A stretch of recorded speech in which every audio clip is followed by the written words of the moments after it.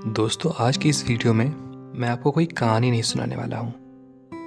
मैं एक ऐसा अनुभव आप लोगों के साथ बताना चाहता हूँ जो वास्तव में मेरा अनुभव तो नहीं है, लेकिन ऐसा बहुत सी जगहों पर आपने देखा होगा। ये आज की दुनिया की सच्चाई है। तो चलिए आज के इस कहानी को हम शुरू करते हैं। जोधपुर की एक चर्चित दुकान पर लस्सी का ऑर्डर देकर हम सब दोस्त यार आराम से बैठकर एक दूसरे की खिंचाई और हंसी मजाक में लगे ही थे कि एक लगभग 75 से 80 वर्ष की बुजुर्ग महिला पैसे मांगते हुए मेरे सामने अपने हाथ फैलाकर खड़ी हो गई। उनकी कमर झुकी हुई थी, चेहरे पर झुर्रियों में भूख तैर रही थी, नेत्र भीतर को धंसे हुए लेकिन सजल थे। उनको देखकर मन में न जाने क्या आया कि मैंने अपनी जेब से सिक्के निकालने के लिए डाला हुआ हाथ वापस खींचते हुए उनसे पूछ लिया, दादी जी लस्सी पिएंगी? मेरी इस बात पर दादी कम अचंभित हुई और मेरे मित्र अधिक, क्योंकि अगर मैं उनको पैसे देता तो बस 5 या 10 रुपए ही देता, लेकिन लस्सी तो 30 रुपए की एक है। इसलिए लस्सी पिलाने से मेरे गरीब हो जाने और उस बूढ़ी दादी के द्वारा मुझे ठग कर अमीर हो जाने की संभावना बहुत बढ़ गई थी। दादी ने सकुचाते हुए हामी भरी और अपने पास जो मांग कर जमा किए हुए 6-7 रुपए थे वो अपने कांपते हाथों से मेरी ओर बढ़ाए। मुझे कुछ समझ नहीं आया तो मैंने उनसे पूछा, ये किस लिए? दादी ने बोला, इनको मिलाकर मेरी लस्सी के पैसे चुका देना बाबूजी।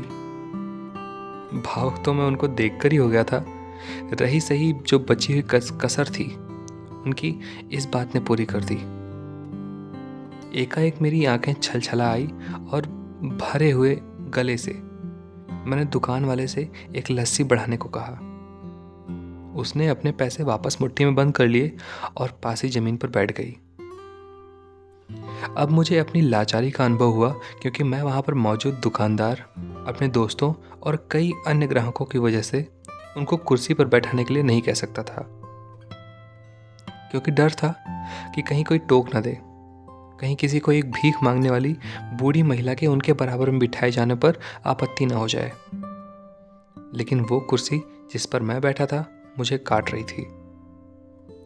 लस्सी कुल्हड़ों में भरकर हम सब मित्रों और बूढ़ी दादी के हाथों में आते ही मैं अपना कुल्हड़ पकड़कर दादी के पास ही जमीन पर बैठ गया, क्योंकि ऐसा करने के लिए मैं तो स्वतंत्र था।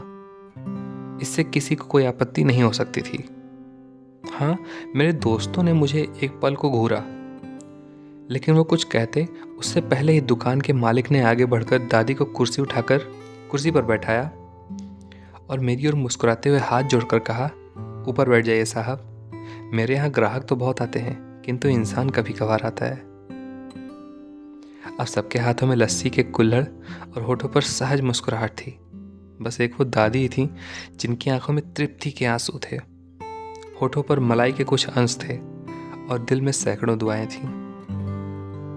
दोस्तों, ना जाने क्यों जब हम कभी 10-20 रुपए किसी भूखे गरीब को देने या उसको खर्च करने होते हैं या उनको देने होते हैं तो वो हमें बहुत ज़्यादा लगते हैं। लेकिन सोचिए, क्या वे चंद रुपए किसी के मन को तृप्त करने से अधिक कीमती हैं? इसलिए जब भी अवसर मिले ऐसे ही दयापूर्ण और करुणामय काम करते रहें, भले ही कोई आपका साथ दे या ना दे। यहाँ पे ख़त्म होती है हमारी आज की ये वीडियो। आशा करता हूँ कि आज की इस कहानी से आपको कुछ सीख जरूर मिली होगी। दोस्तों, ये कहानी आप अपने दूसरे दोस्तों तक जरूर पहुँचाएं। मिलते हैं अगले वीडियो में एक नए कहानी के साथ। तब तक के लिए अपना ख्याल रखिए। धन्यवाद।